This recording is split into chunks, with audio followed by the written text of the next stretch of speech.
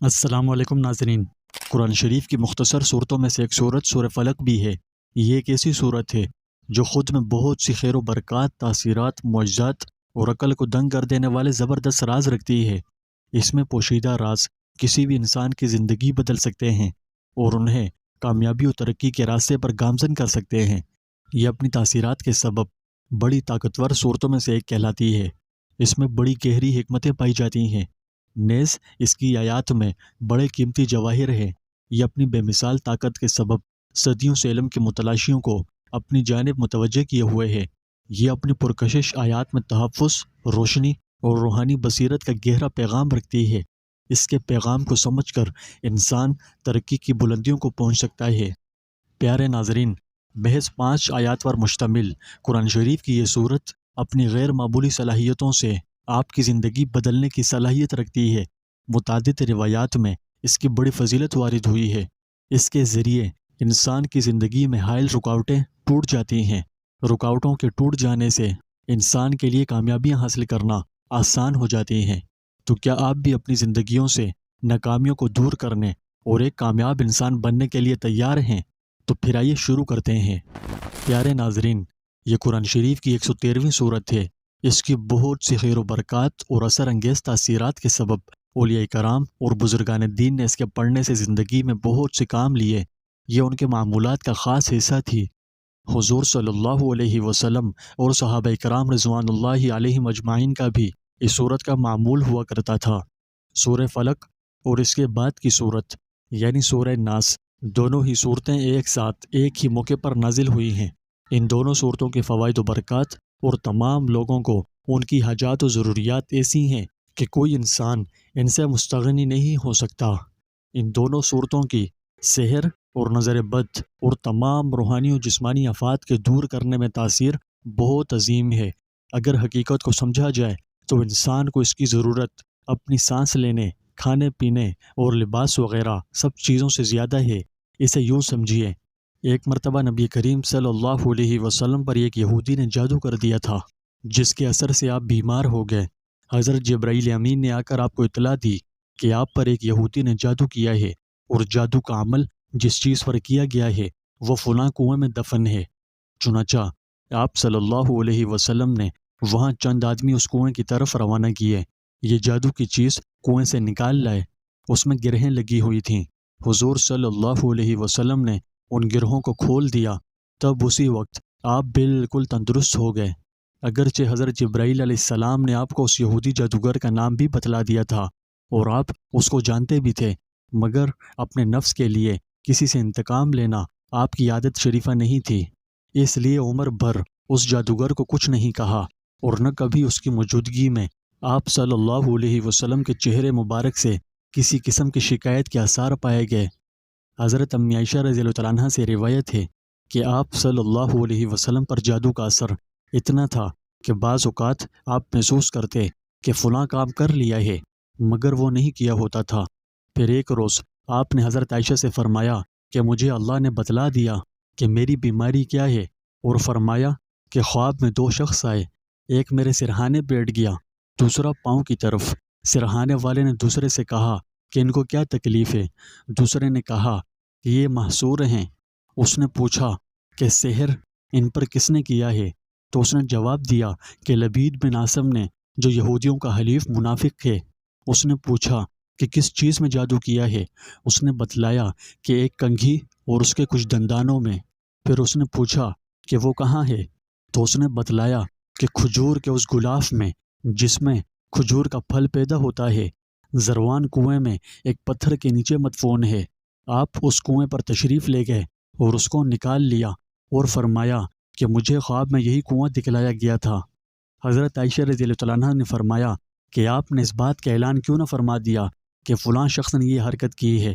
آپ صلی اللہ علیہ وسلم نے فرمایا کہ مجھے اللہ نے شفا دے دی اور مجھے یہ بات پسند نہیں کہ میں کسی شخص کے لیے کسی بھی تکلیف کا سبب بنوں۔ یعنی اس کا مطلب یہ تھا کہ اس کا اعلان ہوتا تو لوگ اس کو قتل کر دیتے، یہ تکلیف پہنچاتے۔ ایک روایت کے مطابق آپ کا یہ مرض 6 مہینے تک رہا۔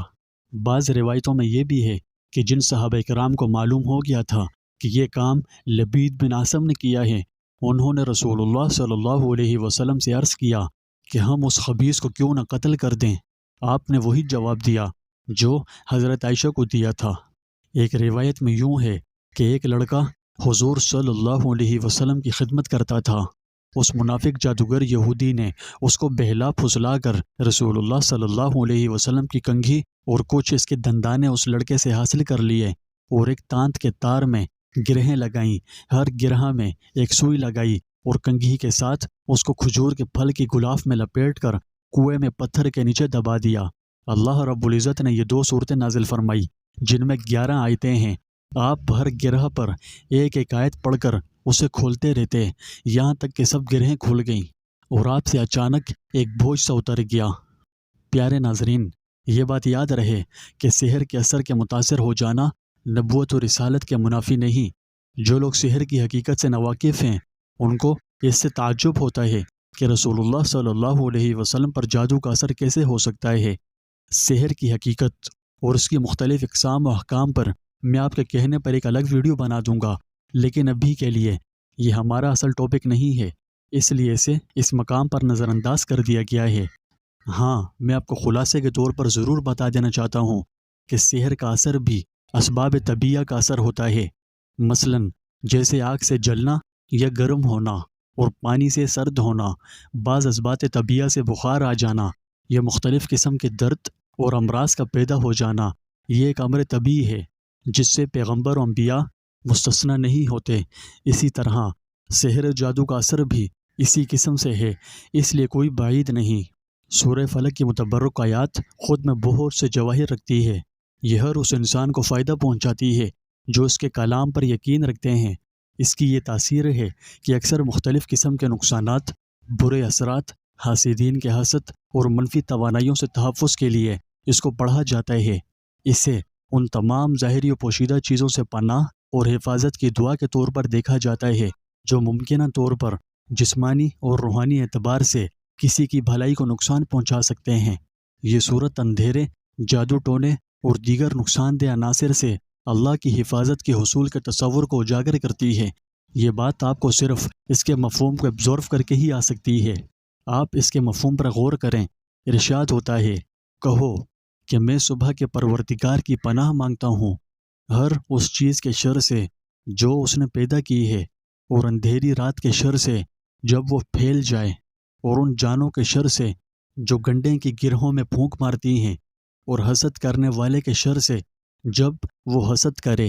پیارے ناظرین، کسی بھی قسم کے شر سے اللہ سبحانہ و تعالیٰ کی پناہ مانگنے کے لیے سورہ فلق اور سورہ ناس جیسی کوئی چیز نہیں، کیونکہ ان دونوں صورتوں میں تمام جسمانی اور روحانی آفات سے بچانے اور انہیں دور کرنے کی زبردست تاثیر موجود ہے۔ رسول اللہ صلی اللہ علیہ وسلم نے ان دونوں صورتوں کی بڑی فضیلت بیان فرمائی ہے، خصوصاً پناہ کے باب میں اس کو بے مثل قرار دیا ہے۔ حضرت عقبہ بن عامر کہتے ہیں کہ رسول اللہ صلی اللہ علیہ وسلم نے فرمایا، کیا تم نے وہ آیات نہیں دیکھیں جو آج رات نازل کی گئی ہیں، جن کی مثل کبھی دیکھی ہی نہیں گئی؟ وہ سورہ فلق اور سورہ ناس ہے۔ حضرت ابن عباس جہنی سے روایت ہے کہ رسول اللہ صلی اللہ علیہ وسلم نے ان سے فرمایا، کیا میں تمہیں سب سے بہتر وہ چیز نہ بتاؤں جس کے ساتھ پناہ پکڑنے والے پناہ پکڑتے ہیں؟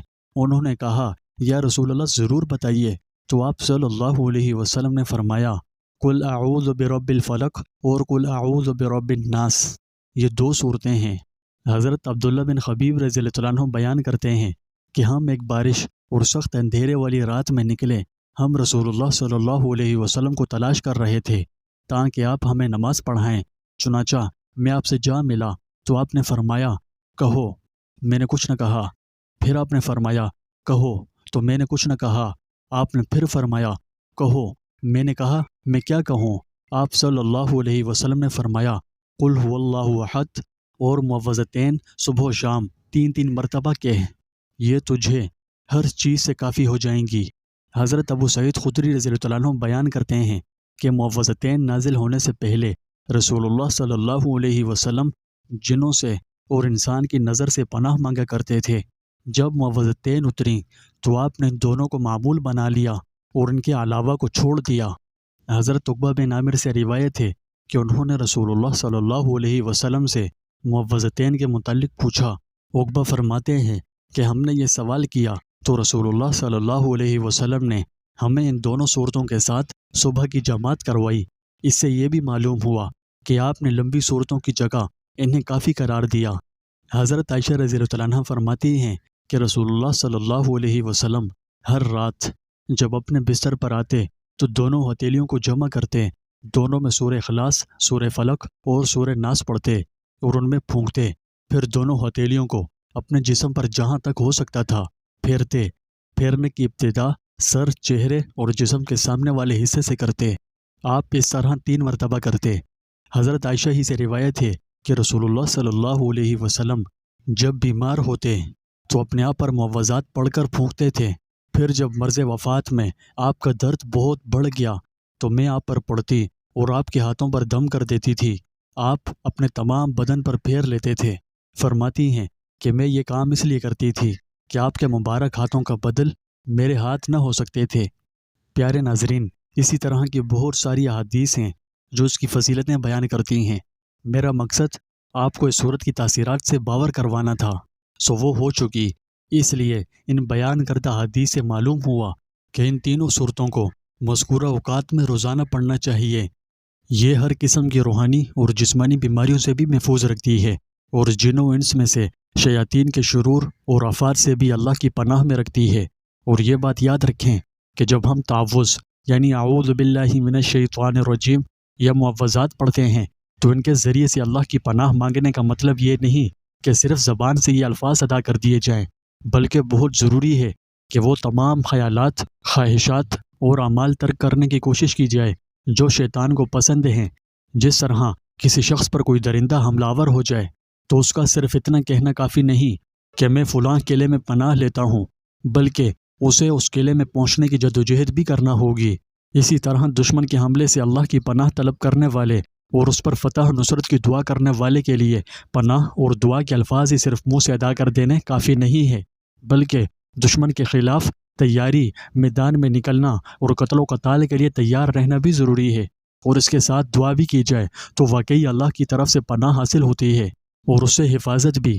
اسی طرح اگر کوئی شخص عملاً تو ہر بات میں شیاطین الانس والجن کی پیروی کرے اور منہ سے اللہ کی پناہ طلب کرتا رہے تو یہ پناہ طلب کرنا اسے شیاطین سے اور ان کے وسوسوں سے نہیں بچا سکتا۔ میں آپ کو ایک اور اچھی اور سب سے جامع مثال کے ذریعے اسے واضح کر دیتا ہوں۔ جس طرح لا الہ الا اللہ کہنے والا شخص یقیناً جنت میں جائے گا، اس پر جہنم کی آگ حرام ہے، مگر کیا صرف یہ الفاظ ادا کر دینے والا جہنم سے اللہ کی پناہ میں چلا جاتا ہے؟ نہیں نا، بلکہ وہ جو سچے دل سے اللہ کو معبود برحق مانے اور اس کی عبادت کرے، صرف اس کے لیے ہی یہ فضیلت ہے۔ رسول اللہ صلی اللہ علیہ وسلم اور حضرات صحابہ کرام کے لیے یہ دونوں صورتیں روزانہ کا معمول تھیں۔ پیارے ناظرین، معوذتین ہر قسم کے دنیاوی اور دینی آفات سے حفاظت کے لیے ایک قلعے کی مانند ہے۔ جیسا کہ ہر مومن کا عقیدہ ہے کہ دنیا و آخرت کا ہر نفع و نقصان اللہ کے ہاتھ میں ہے، بغیر اس کی چاہت کے کوئی کسی کو ایک ذرے کا نفع یا نقصان نہیں پہنچا سکتا۔ اس لیے دنیا و آخرت کی تمام آفات و مصائب سے محفوظ رہنے کا اصل ذریعہ صرف یہی ہے کہ انسان اپنے آپ کو اللہ کی پناہ میں دے دے اور اپنے عمل سے اس کی پناہ میں آنے کے قابل بننے کی کوشش کرے۔ ان دونوں صورتوں میں پہلی صورت یعنی سورہ فلق میں تو دنیاوی آفات سے اللہ کی پناہ مانگنے کی تعلیم ہے، اور دوسری یعنی سورہ ناس میں آخرت کی آفات سے بچنے کے لیے اللہ کی پناہ مانگی گئی ہے۔ پیارے ناظرین، یہ صورت ہر اس انسان کے دل میں ایک منفرد مقام رکھتی ہے جو قرآن کی حکمتوں کو گہرائی سے سمجھتے ہیں۔ یہ صورت ان نادیدہ قوتوں اور منفی اثرات کے خلاف ایک روحانی ڈھال کا کام کرتی ہے جو ہمارے امن کو خراب کرنا چاہتے ہیں۔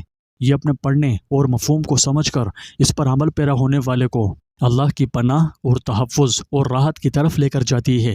اس کی غیر معمولی صلاحیتیں ہماری زندگیوں پر بڑے گہرے اثرات رکھتی ہے۔ سورہ فلق کا آغاز ہر اس چیز کے شر سے حفاظت کی درخواست سے ہوتا ہے جو اس نے پیدا کی ہے، یعنی اس میں رات کی برائی، جادو کی برائی اور حسد کرنے والوں کی برائی وغیرہ شامل ہے۔ اس کی پہلی آیت خاص اہمیت کی حامل ہے جس میں اس بات کا بیان ہے کہ صبح کا وقت نئی شروعات کا آغاز ہے، اور اس میں ایک اہم یاد دہانی ہے کہ اللہ ہر چیز کا خالق ہے۔ اس آیت کی روح سے صبح کے رب کی پناہ مانگ کر اس پر اپنے انحصار کو تسلیم کر رہے ہیں اور ہر برائی سے اس کی حفاظت مانگ رہے ہیں۔ دوسری آیت میں یہ ہے کہ جو کچھ اللہ نے پیدا کیا ہے اس کے شر سے حفاظت مانگنے کا ذکر ہے، یعنی اس سے مراد وہ تمام برائیاں ہیں جو دنیا میں موجود ہیں، جسمانی اور روحانی دونوں طرح کی۔ اس میں بیماری، حادثات، قدرتی آفات اور دوسرے برے ارادے جیسی چیزیں شامل ہیں۔ تیسری آیت میں اس بات کا ذکر ہے کہ رات ایک ایسا وقت ہے جب برائی پنپ سکتی ہے، اور یہ وہ وقت ہوتا ہے جب لوگ زیادہ کمزور ہوتے ہیں۔ چنانچہ رات کے شر سے اللہ کی پناہ مانگ کر ہم اسے دعا کرتے ہیں کہ وہ ہمیں نقصان اور خطرے سے بچائے۔ خصوصاً اندھیری رات کے شر سے پناہ اس لیے بھی مانگی گئی ہے کہ عموماً جادوگروں کی کاروائیاں رات کے اندھیروں میں ہوا کرتی ہیں۔ چوتھی آیت میں جانوں کے شر سے، جانوں کے لفظ میں مرد اور عورتیں دونوں داخل ہیں۔ جادوگر مرد ہوں یا عورت، دھاگے کے گنڈے بنا کر اس میں گرہیں لگاتے جاتے ہیں اور ان پر کچھ پڑھ پڑھ کر پھونکتے رہتے ہیں، ان کے شر سے پناہ مانگی گئی ہے۔ جبکہ پانچویں اور آخری آیت اس بارے میں ہے کہ حسد کرنے والے کے شر سے پناہ مانگنے کا بیان ہے جب وہ حسد کرے۔ حسد ایک بڑی خطرناک بیماری ہے جو کسی کے لیے بھی نفرت اور تشدد کا باعث بن سکتا ہے۔ حسد کرنے والوں کے شر سے اللہ کی پناہ مانگتے ہوئے ہم اسے دعا کرتے ہیں کہ وہ ہمیں ان کے نقصان دہ خیالات اور اعمال سے محفوظ رکھے۔ پیارے ناظرین، یہاں یہ سوال پیدا ہوتا ہے کہ حاسد کے شر سے پناہ مانگتے وقت جب وہ حسد کرے کی قید کیوں لگائی؟ اس کا جواب یہ ہے کہ حاسد کے حسد کا نقصان دوسرے شخص کو اسی وقت ہوتا ہے جب وہ اپنے حسد کے تقاضے کے مطابق قول یا فعل سے اسے نقصان پہنچانے کی کوشش کرے، یا پھر حسد کے تقاضے کے مطابق یہ خواہش رکھے کہ اس سے وہ نعمت چھن جائے۔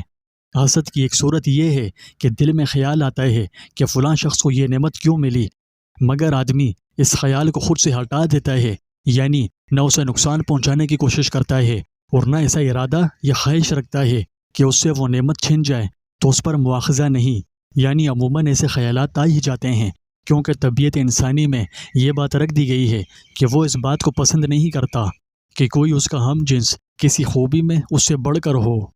تو جو شخص حسد کے تقاضے پر عمل نہ کرے بلکہ ایسے خیال آنے پر انہیں دور کرنے کی کوشش کرے اور جس سے حسد پیدا ہو اس کے ساتھ احسان کا معاملہ کرے اور اس کے لیے دعائے خیر و برکت کرے تاکہ دل میں اس بھائی کے ساتھ حسد کے بجائے محبت پیدا ہو جائے۔ پیارے ناظرین، معوذتین ہر قسم کے شرور سے حفاظت کے لیے ایک طاقتور اور مؤثر دعا ہے۔ یہ ایک یاد دہانی ہے کہ ہم مدد اور رہنمائی کے لیے ہمیشہ اللہ کی طرف رجوع کر سکتے ہیں۔ اس کی تلاوت کے ذریعے ہم اللہ کی ذات پر توکل کر رہے ہوتے ہیں اور اس سے دعا کرتے ہیں کہ وہ ہمیں ہر قسم کے نقصانات سے بچائے۔ پیارے ناظرین، جیسا کہ ہم ویڈیو کے اختتام پر پہنچ چکے ہیں، آپ ہمیشہ اس ویڈیو میں بتائے گئے رازوں کو اپنے پاس رکھیے گا اور انہیں ایک ایسی دنیا بنانے کے لیے استعمال کیجیے گا جہاں تحفظ اور رہنمائی آپ کے مستقل ساتھی ہوں، اور ان پرسکون لمحات میں جب آپ سر اٹھا کر آسمان کی طرف دیکھتے ہیں اور صبح کی پہلی روشنی کی جھلک کے ساتھ آپ خود کو اللہ کی پناہ میں محسوس کرو گے۔ پیارے ناظرین، جب کبھی آپ کو زندگی میں کامیاب ہونے اور ترقی ملنے پر کسی بھی قسم کی رکاوٹ کا سامنا ہو تو میری ویڈیو کو ہمیشہ اپنے سامنے ایک جیتی جاگتی شخصیت کے طور پر دیکھیے گا۔ یہ اللہ کے فضل و کرم سے انشاءاللہ آپ کو کامیابی کی بلندیوں پر پہنچانے میں ایک سیڑھی کے طور پر کام کرے گی۔